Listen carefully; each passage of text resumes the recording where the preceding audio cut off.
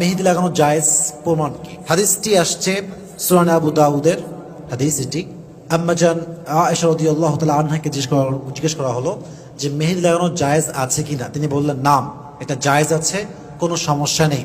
পাশাপাশি এটা হচ্ছে নর্মাল মেহেদি কথা বলা হয়েছে, কারণ আগের যুগে এতটা ডিজাইন ছিল না। এই রাঙাপুরি কত রকম নাম টাম আছে, এখন অনেক রকম ডিজাইন করে এগুলো বানানো হয়, এগুলো লাগানো হয়, অনেকে লাগায় আর কি।